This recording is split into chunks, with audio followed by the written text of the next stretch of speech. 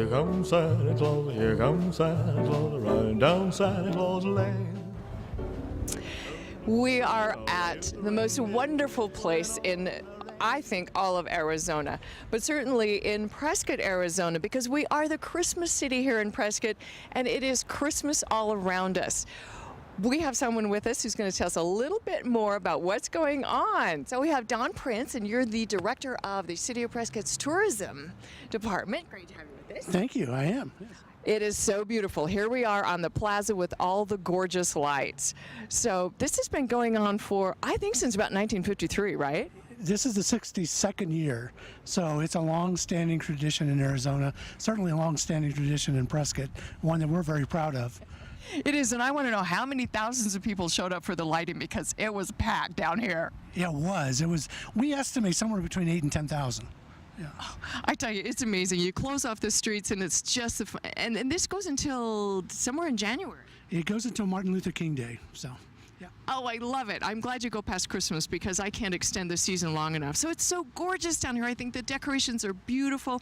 I know the community chips in to make this happen, and it's wonderful. There's also other wonderful things going on in our Christmas city. And we have Matt Broussard on with us. Matt, great to have you. You're with M&M Entertainment, a co-owner. All right, and so you have something really special that's been going on for, I don't know, 3 or 4 years? This is our 3rd year of Enchanted Christmas, and we're located at the Prescott Gateway Mall. And our first year we were at Frontier Village, and then we moved over to Gateway Mall last year. And we have over 500,000 lights, 22 different themed rooms. Model Railroad Club, Point of Rocks Model Railroads come in and they run their trains. We have a large Department 56 Christmas Village, so yeah. Well, I tell you, Christmas is not the same without trains. I don't know what it is about trains and Christmas, but it just seems to be the thing. But this is an amazing put together. I mean, you're talking about thousands and thousands of lights and different rooms and different themes.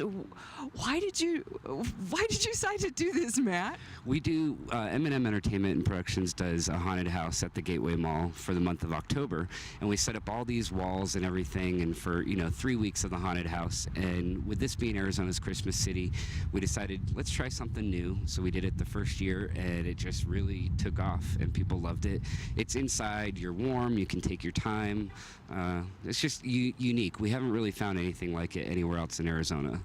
Well, it just came right out of your imagination, I guess, because it's amazing. Are you someone who really loves the holiday season, Matt? I do love the holiday season, but the past 3 years it's been a little harder.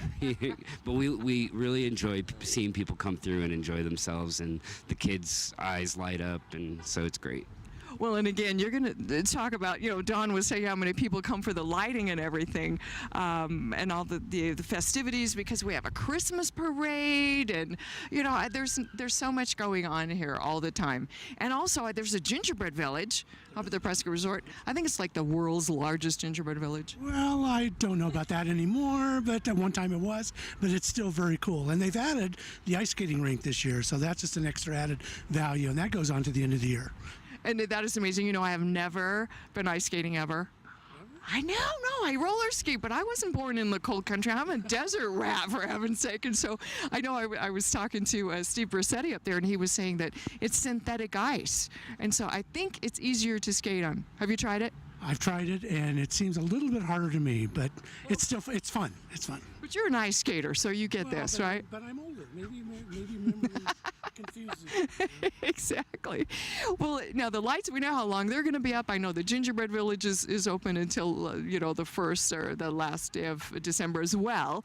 So now the wonderful Enchanted Christmas, this goes through Christmas as well, Matt? It goes through December 30th, and we have a website, enchantedchristmasaz.com, so our hours do vary, but during the week it's 3 to 9 p.m., and during the weekends it's noon until mall closing time.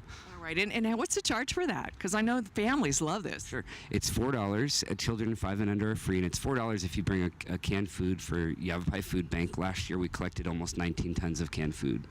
And how many people came through? About 10,000. 10,000 people in a month? Yeah. Oh my gosh, that's amazing. Okay, as if that were not enough. I mean, we celebrate Christmas. There's lights all over the buildings. There's music. It's just this wonderful, wonderful place to be in Prescott. And everybody comes. Everybody knows it. Acro Night, I want to say, at 15,000 people. Am I right?